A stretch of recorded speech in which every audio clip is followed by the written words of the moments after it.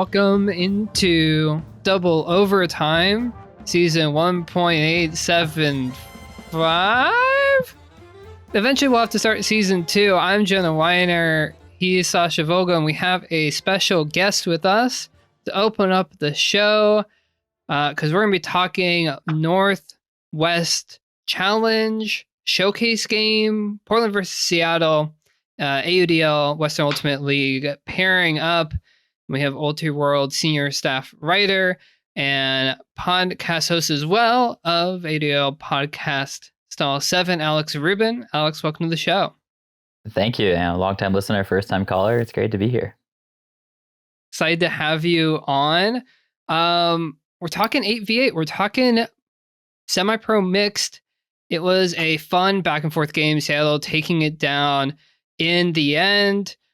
Where should we start, y'all? Should we start with 8v8? Should we start with how the game panned out? Seattle coming out on top, maybe as expected, but Portland giving them a good game, going on a run midway through the game to open up a lead before Seattle went on a break train the third quarter to tighten it back up. Yeah, I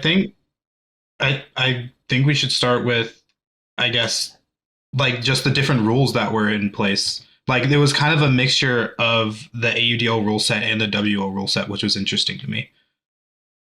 Yeah, and honestly, I think this rule set was, for the most part, better. I mean, I'm not a big fan of the buzzer beaters. You get your exciting tipped pass every now and then. You get your crazy Jeff Babbitt guy probably 2-3 times a year. But as far as the strategy and the like general like game sense awareness, I actually really like the end of possession or end of quarter possession rule better. I think we saw it play out pretty well in this game. And there was one, I forget exactly which quarter it was, where I think it was Seattle took a shot a little bit too early and Portland got an extra possession out of it. The best part, I think they caught it on the broadcast when I think it was Seattle called a timeout during that possession, and the game observer kind of came over to the coaches and just made sure they were on the same page since it was the first time they were trying out that rule.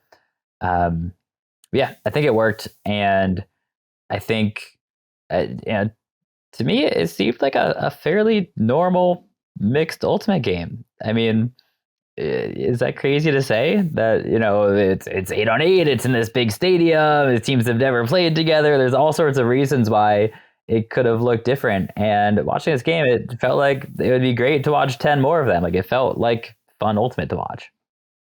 Yeah, I definitely enjoyed it. It was a lot of fun, and honestly, possibly more fun than the AUDL All-Star game, which, ended very lopsidedly.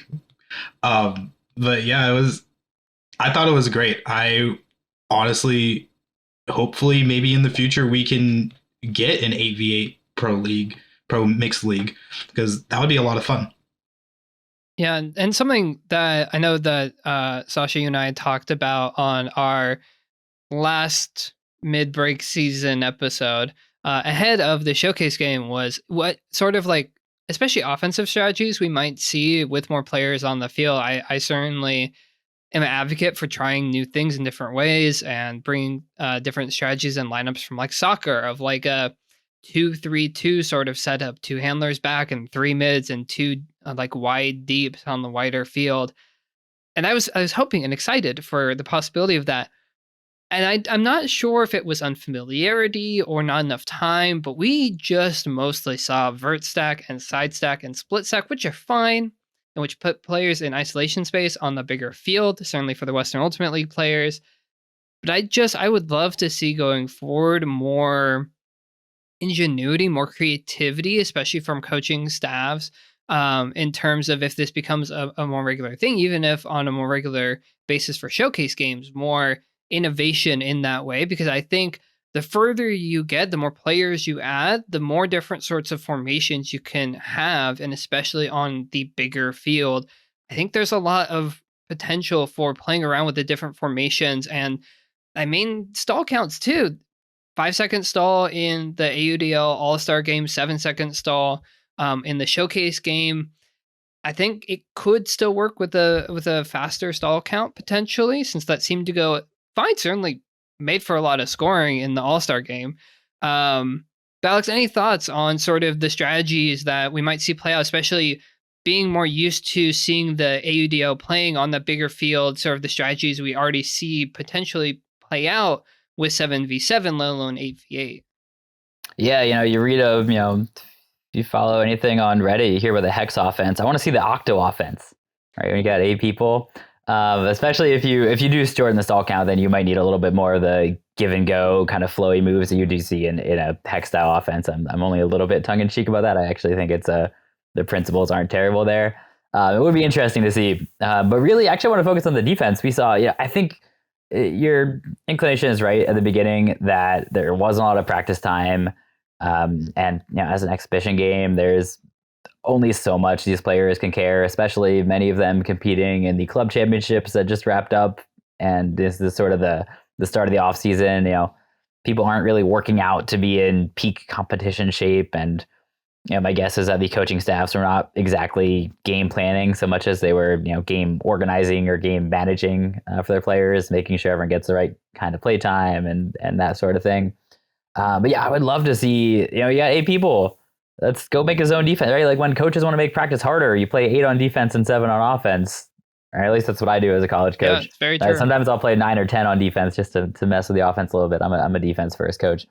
So yeah, I would have loved to see some sort of zone, something that's a little bit more creative and a little bit more, taking advantage of this unique opportunity where no one's ever played like this before. Might as well see all the potential that we can get.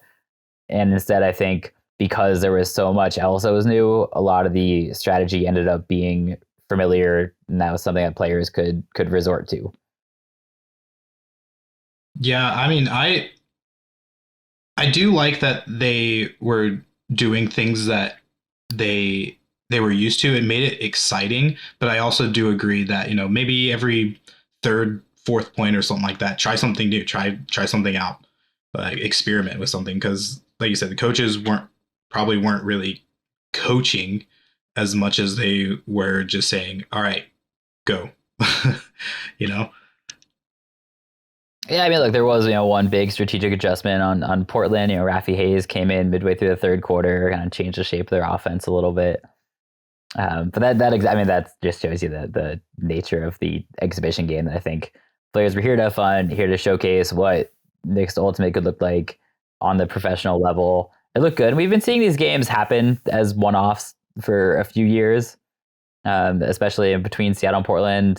Seattle and San Francisco also had a series of them.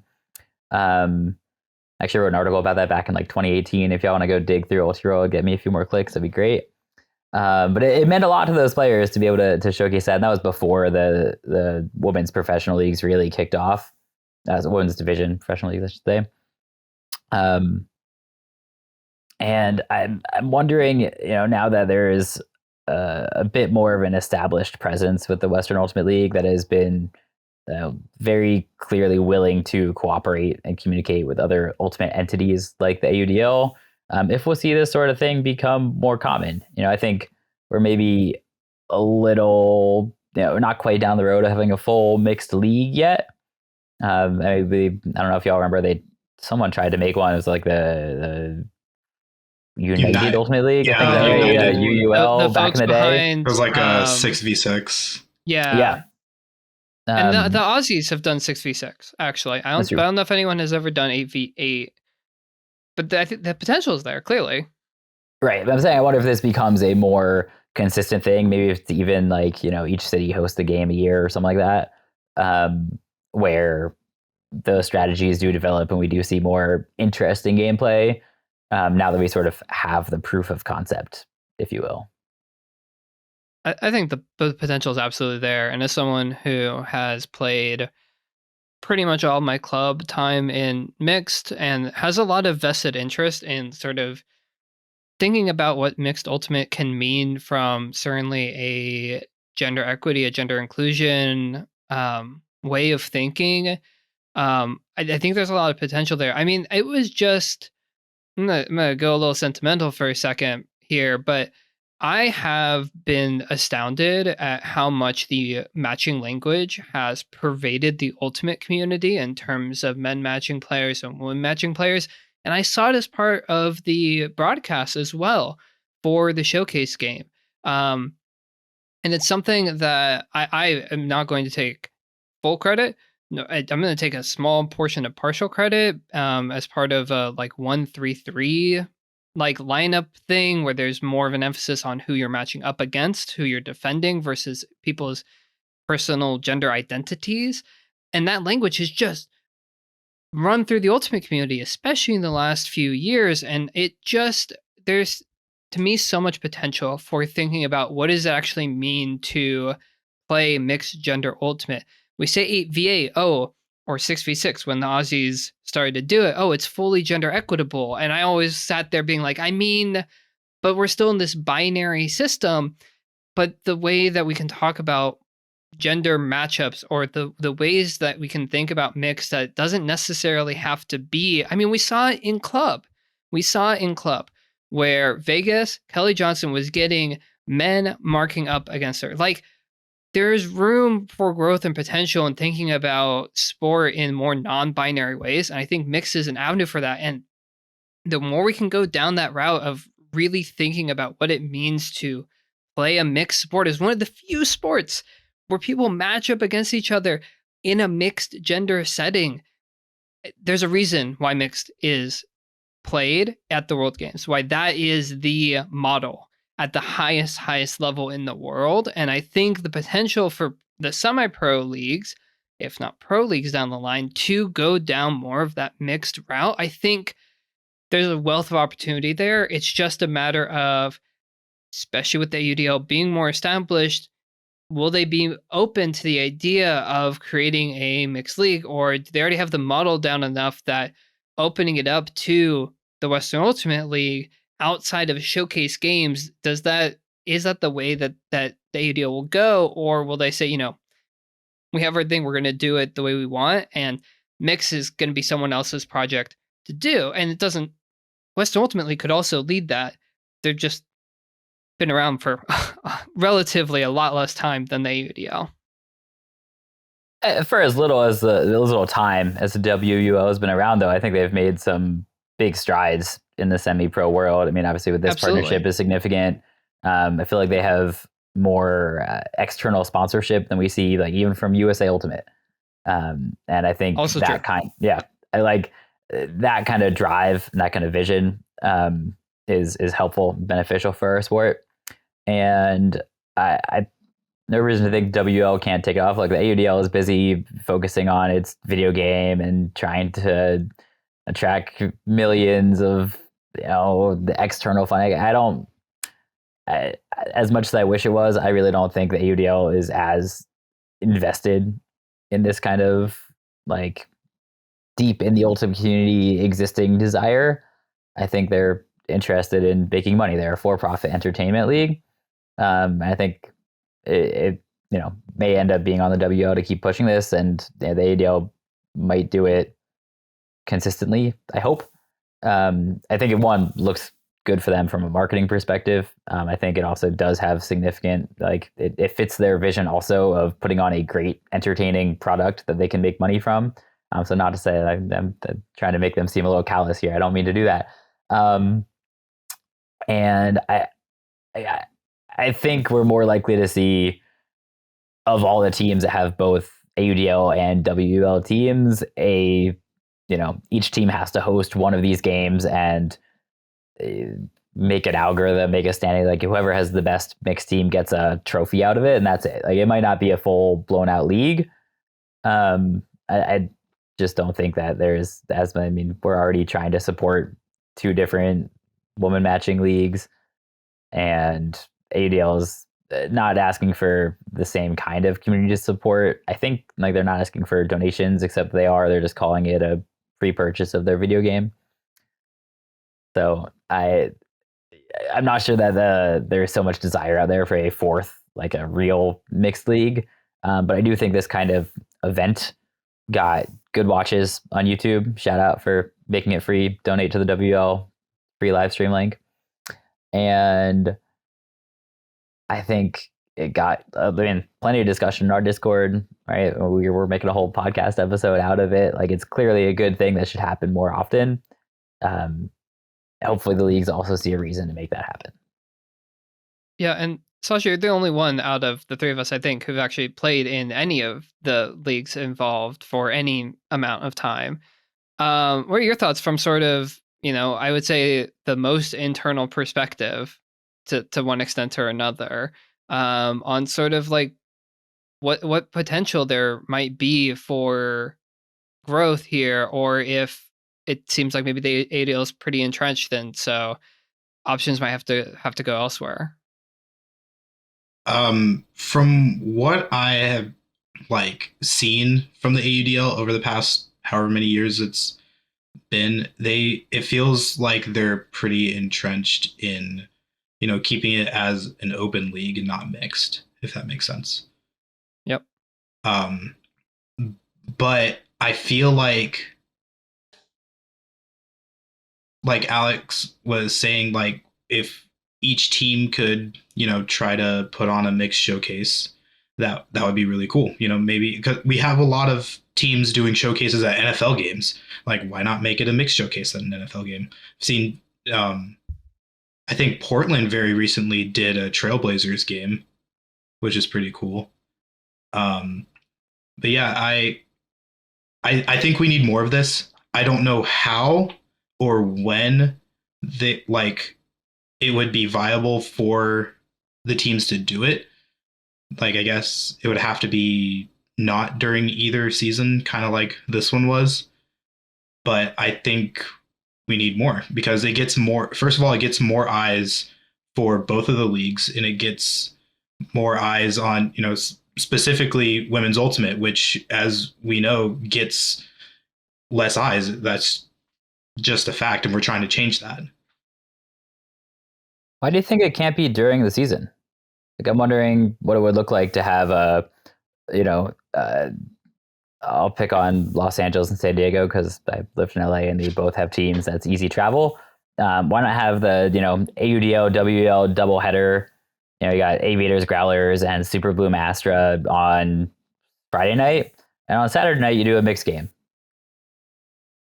That'd be fun. I mean, there was a doubleheader with Seattle and Portland this year, where that same thing happened, where Seattle, Portland, AUDL, and then the W played. So it's I guess, yeah. I mean, it's possible. I mean, I guess what I'm asking is would players be down for that? Right? It's adding an extra game, and even if it is more of an exhibition game where you're not necessarily going full tilt, there is an injury risk in the middle of a season, and this would, a lot of the semi-pro leagues take place before the club season, which a lot of players, not all of them, but a lot of players care more about. So it is, could be asking too much, but also could be a really unique showcase opportunity for them. And I wonder if even I think, at least certainly the men matching side of this Portland Seattle showcase, wasn't necessarily the top end of either roster. So I don't want to make it seem like this is a second fiddle thing, because in many places mixed is the top level of competition. And I mean, in my personal opinion, should be. I've also only played club mixed. I wonder if it might be an opportunity to AUDL teams have 30 people. They have the legs. It's what I'm trying to say.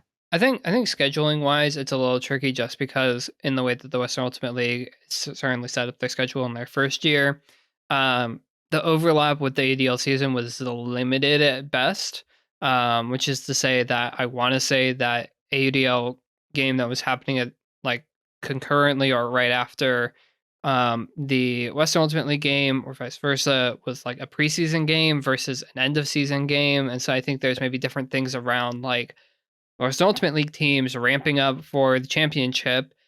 Seattle may not want to put out their best players to, go play a showcase when they're trying to win back-to-back league titles versus on the ADL side, maybe they're in preseason or they're in week 1 or 2. Maybe they haven't even started their season yet at that point, depending on how the schedule shakes out. So I feel like there's a little bit of tension there.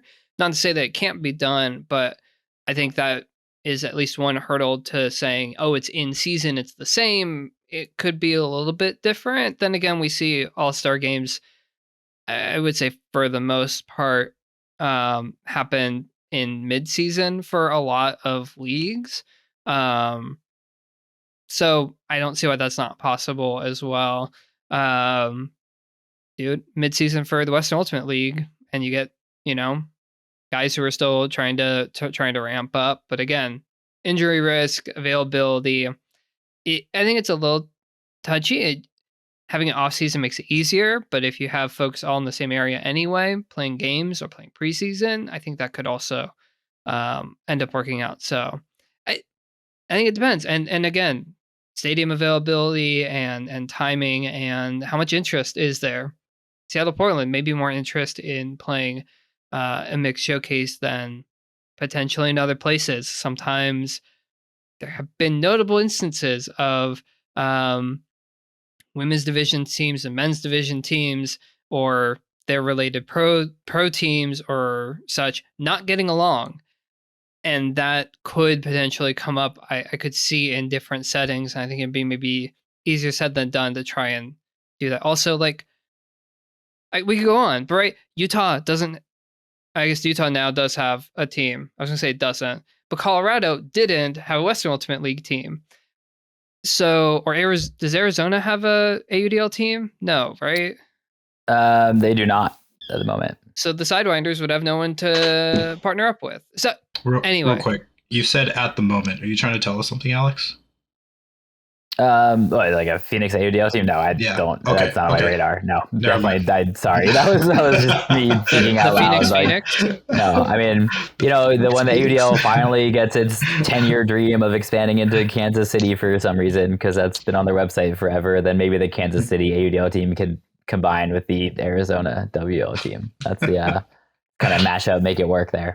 I just think it's a little tricky to talk details when there's not as much overlap versus, say, if the AUDL season moved earlier or the Western Ultimate League season moved later, even by a bit. I think that makes the ask a little bit easier for an in-season sort of pairing.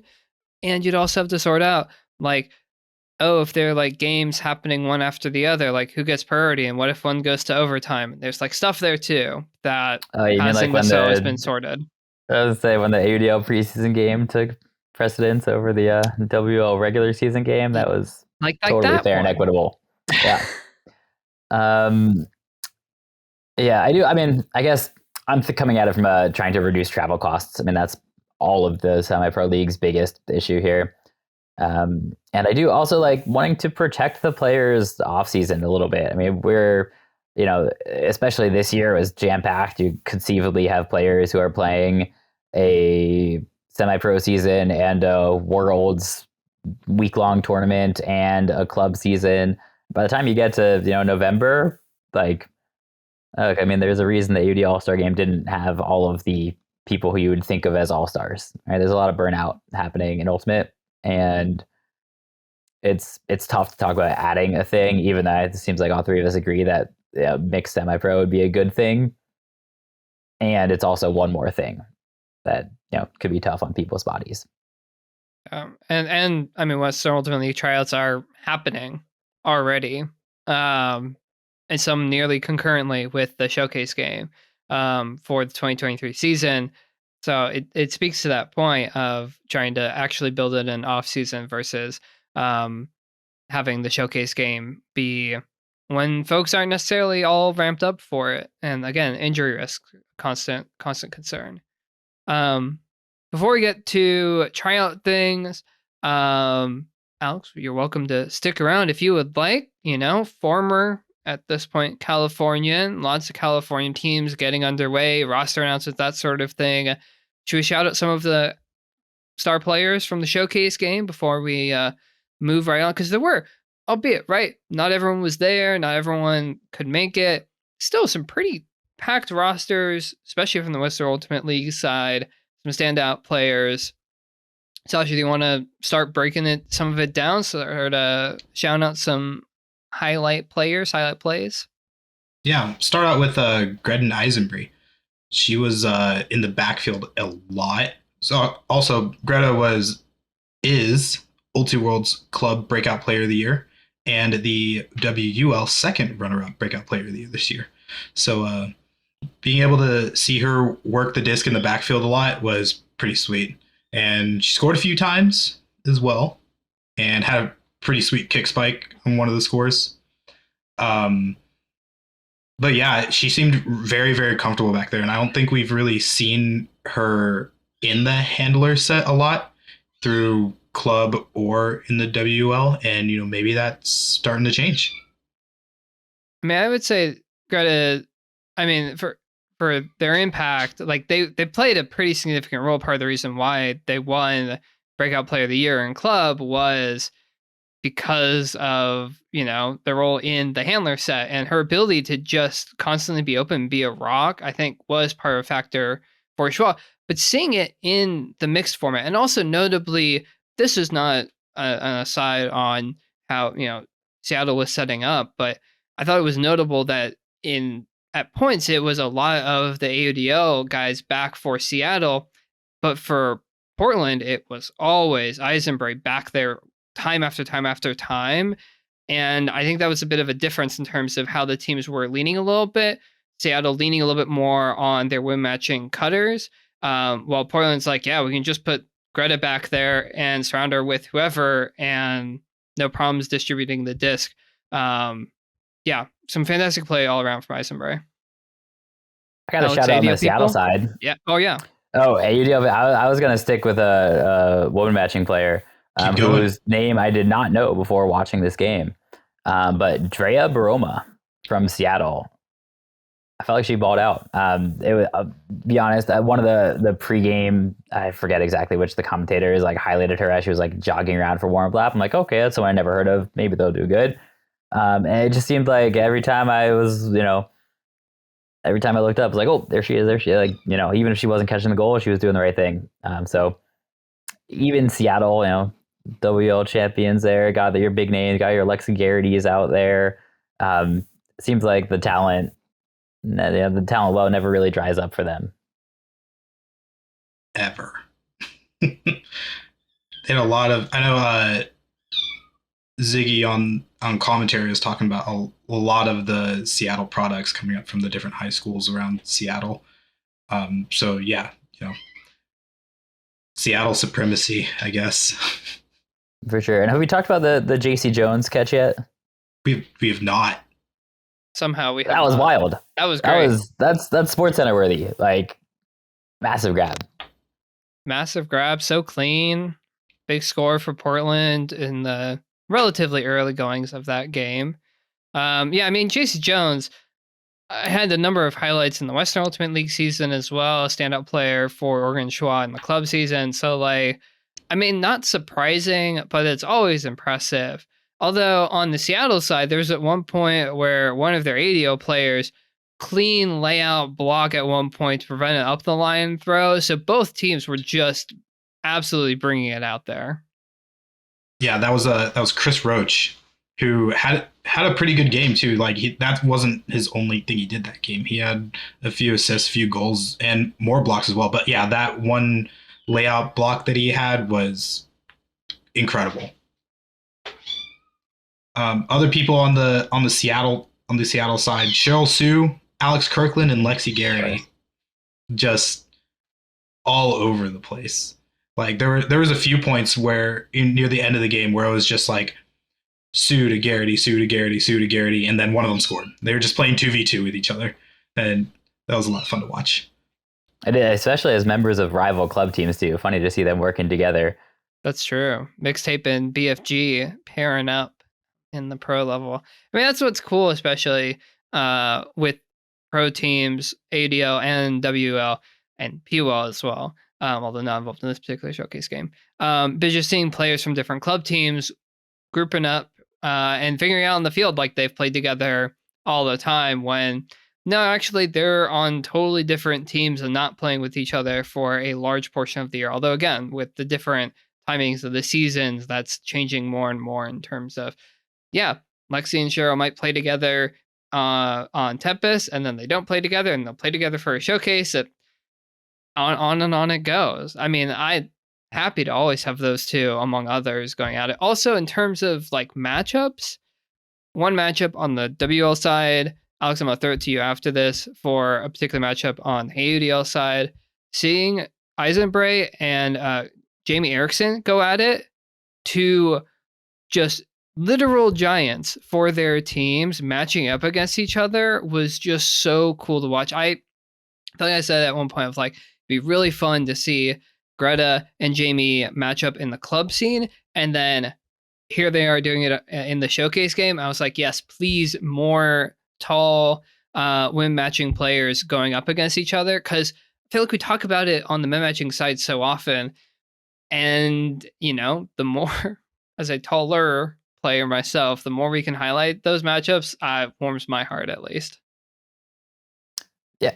Can I pause before we go into matchups? We just did a very interesting language thing by accident, where you're like alternating between like MMP, WMP, and AUDL player, WUL player. I just thought that was interesting. Like when Both you have, work, right? yeah, no, they 100%. Just an interesting, unplanned. Maybe that's an interesting way to do it. Obviously, it won't work for anything other than a very specific showcase game like this. But I thought that was cool. Yeah. I'll give two shout outs, one player from each team who impressed me. On the Portland side, Sam Franner as a cutter downfield, just did an excellent job. Honestly, caught a few more deep balls than I expected. I thought of him more as a like fill cutter, continuation cutter, kind of always in the right place at the right time. Really, really impressed me with his speed in this game.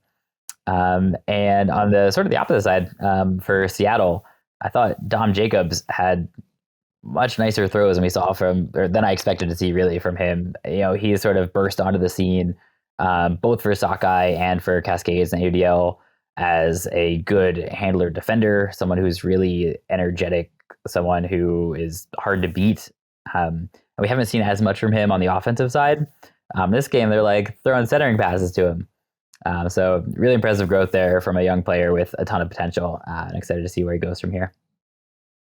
Yeah, I mean, fantastic all around. And I mean, for a showcase game, really generally pretty high levels of play, especially once the sun was not blindingly in the face of players going one direction on the field. And again, I think all of us can agree, definitely a model going forward for what mixed semi-pro ultimate can look like in the future. Is there potential for a league, or is it going to be more showcase games? When, where?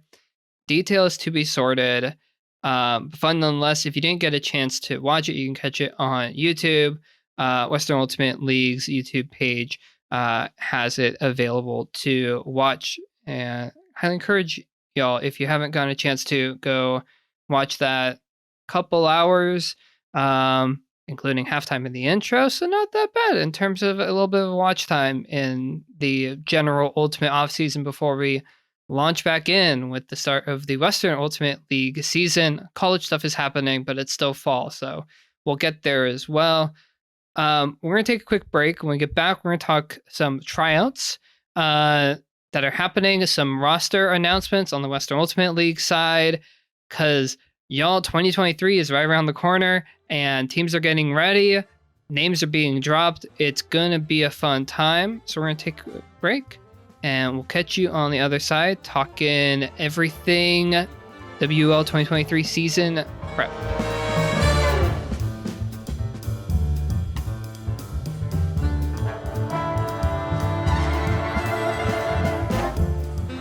Welcome back to Double Overtime.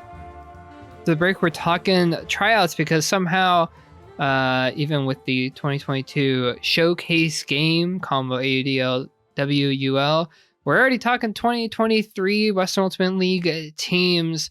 Pretty much all, or certainly mostly, starting to have tryouts, roster announcements, and that includes brand new team Colorado Alpenglow holding tryouts, announcing their coaches. Sascha, talk us through the opening salvo, as it were, the opening show from Alpenglow. Yeah, Alpenglow, I was told by Aubrey Dietrich, that there was over 100 people in attendance the first day of tryouts, which that's a lot. It's a lot of community buy-in for Colorado, and it seems like they're pretty excited to go. She said that about 70 returned for day 2, so like it's very promising. They also just announced their coaches a few days ago. Stephanie Shack Schlosser and Joe Durst as their head coaches, and Lena Gorin and Thomas Eccles as assistant coaches. Yeah, I mean, you love to see 100 plus folks coming out, 70 coming out, and presumably both days, or some showing up for day 2 if they couldn't show up for day 1. And I really, it's not that surprising. It's Colorado Ultimate. Like, you would expect those kinds of numbers, but also given the, shall I say, hesitancy from some folks in the Denver Molly Brown camp, in particular, not to say that there won't be Molly Brown players who eventually end up on the Alpenglow roster. That's been a known tension within the Denver Ultimate community in particular. 100 plus folks, great turnout. Really excited to see who all starts to make up the core of this Colorado Alpenglow roster.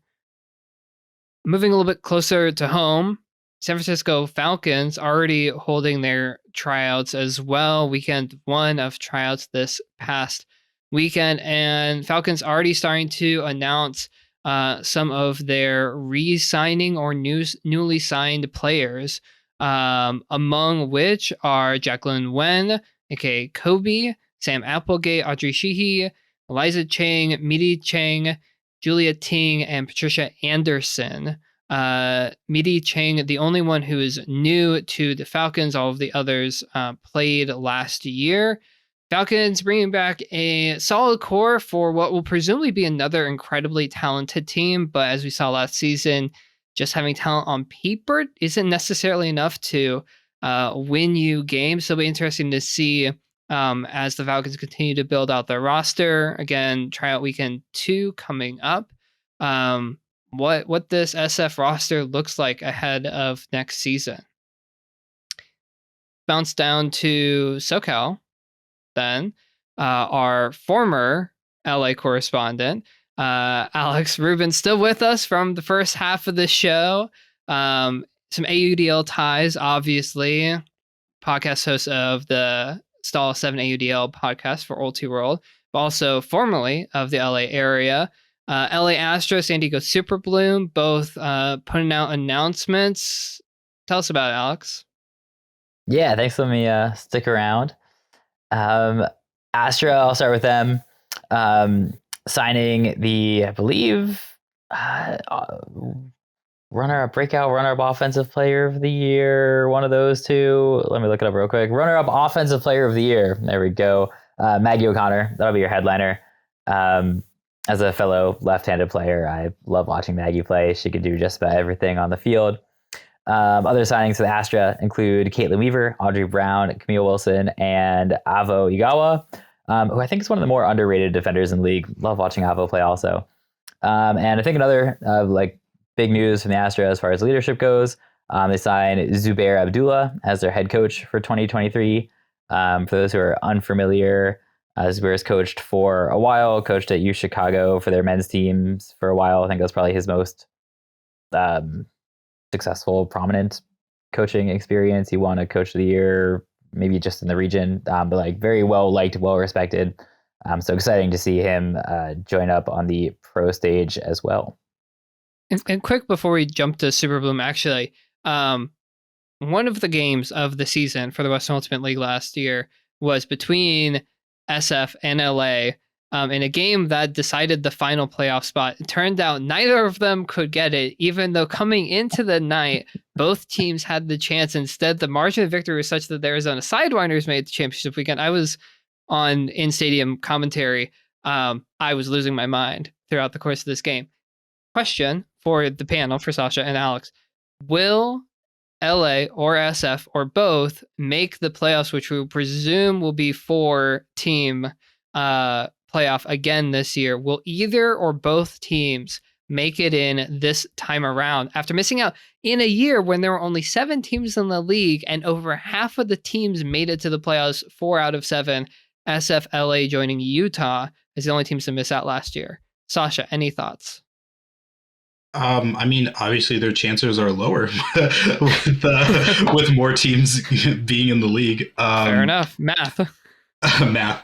I think that, again, not to say that like on paper rosters will correspond to how good the team is, but I think that Astra has a very, very good start with their signings right now. With Maggie O'Connor, she got 18 goals this season. The next highest on the team was 9. And that's pretty impressive. Yeah. Maggie also the only player on the team with over 1,000 yards receiving. And actually, talking about the person who got 9 goals was Caitlin Weaver, who was the only 1,000-yard thrower for the team. So like they have a really good foundation in those two, first of all, to really get this team off the ground. I mean, there's even more chemistry from the club season with Flipside. Some of those players getting a chance to play together in the club season as well, following up on the WUL season. We'll see what it looks like in 2023. Alex, any thoughts on SFRLA making it in this time around? Yeah, if you want a yes or no, I'm hoping for yes on the LA side, but I'm not sure I see it. I have zero inside information about this, but just looking at the men's side where, the SoCal Condors has players who are on Aviators and Growlers, and sometimes they decide to play for one team to kind of gel for that club season. Wouldn't shock me. And obviously, we have some early signings that would indicate otherwise. It wouldn't shock me to see if a few players maybe switch teams just to build chemistry for the club season. Again, no inside info. This is all baseless speculation here. But if you're going to pick one team, Super Bloom looked really good last year. Astra also actually looked really good, but looked less good ultimately. And I think Colorado is going to be really good. I mean, we saw it last year in the AUDL. Summit came in and steamrolled their way to championship weekend. Would not shock me to see Alpenglow take that 4th spot this year. Obviously, depends what their roster looks like. We already know they'll have a few of the players from Sidewinders last year with Aubrey Dietrich and Jade McLaughlin. And I think LA is talented enough to be considered a playoff contender. If you're asking me right now to make predictions when we only have between 2 and 7 players from each team, I'm not sure I'm going to go that far. I don't think we're going to ask you in your first and only so far, at least, love to have you back guest appearance to make any predictions. But I do think it's going to be really interesting, assuming those 4 spots are kept the same. It feels like you want to stencil in Seattle and Oregon and into 2 of those spots, maybe Super Bloom as well. So it might be, a bunch of teams fighting for those 3rd and 4th spots. Maybe Oregon takes a step back. Maybe Seattle somehow takes a step back. Seems unlikely from both of those teams, but we'll see. For what's worth, I focus on LA because that's the players I know a little bit better. But if the Falcons convince a few of those Fury players to suit up, suddenly it looks a lot more. Tell Maggie O'Connor to call her sister to see if she wants to play. I mean, Jessie played last year for the Falcons, so both O'Connors on the field. Did she play every? Was it? I feel like a lot of the Falcons players played inconsistent. Like they didn't play every game. Yeah, there were issues with the team in terms of availability, and I know there's a COVID outbreak amongst some of the players that limited their ability. I know certainly to send a travel squad to Seattle. So it'll be interesting. I mean, and among teams that we haven't yet talked about, but we will talk about, Utah Wild already announced their starting 7. We already talked about that in the last episode. Should we talk about the Arizona or San Diego, Sascha? Yeah. You prefaced SoCal. I talked about LA. I didn't get to San Diego. I have them pulled up if that's okay. Yeah, do it. So SoCal, SoCal's Ooh, San Diego. Announcing so far just Kelly Yomito and Julia Salvacion. Is that how you say her name? I hope so. Sorry, Julia, if I got it wrong. Good start. Both really, really excellent players, huge contributors for them. They were announced as part of a core four, so you expect a few more players to be signed, two to be specific, before tryouts for them. You have to imagine that Kayla Helton will be one of them. Again, no inside info here, but we do know that her husband is one of the assistant coaches. We do also know that she's arguably the best women's division player in the world right now. Arguably, not saying that definitively, but expect her to sign as well. And like I said just a second ago in the playoff preview, I expect this to be a really strong team. And excited to see how they grow based on last year. I think you could make a pretty clear case for Kayla being the best player to likely play in the Western Ultimate League from based on this past club season. I think I put enough caveats in there. We'll see. Shout out to Goose Helton, though, for pulling a Kayla and assistant coaching their spouse's semi-pro team.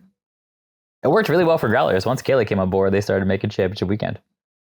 Well, I mean, San Diego's already made championship weekend, so they have that in their back pocket alongside a aforementioned team that snuck in on the final day. Arizona Sidewinders. Sascha, you want to run us through who the Sidewinders have announced so far? Yeah, so far we've got Cody Lippincott, Melissa Dunn, Kay Powell, Cynthia Thomas, and Shelby Petty. And if you don't know who Cody Lippincott is, then you live under a rock. Because I believe Cody was the very first women's pro player to make the SportsCenter top 10, if I'm not mistaken. That might not entirely be true. I think it's Not first sure? from the Western Ultimate League because First from Aaron Western Schroeder Ultimate might have gone in from the PUL at one point. True. But That would I make don't know the sense. timings of all of those.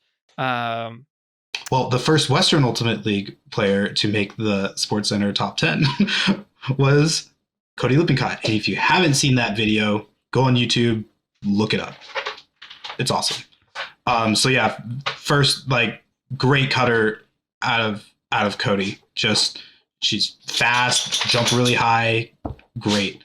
And Melissa Dunn is another all-around great player. She only played 3 games last season, but racked up 8 blocks over those 3 games. So yeah, and obviously Cynthia Thomas is an incredible defender. I got to play with her at the Houston Continent Tour game, and that was a lot of fun. Yeah, Sidewinders bringing back plenty of talent from that playoff making group. I was very lucky to be on the call for Cody's incredible layout grab that made SportsCenter. They cut out my audio, but hey, what can you do? So and it'd be interesting to see. This is a team that did make the final 4 out of 7, but only won 2 games all season in the first weekend of the season at home. So we'll see. And again, as mentioned, Alpenglow certainly picking at least a couple of players that the Sidewinders had as part of their roster last season. So might be a rebuilding season for Arizona, as we talked about when Alpenglow was announced. But still, you can probably expect pretty good things out of the consistently growing Arizona Ultimate scene.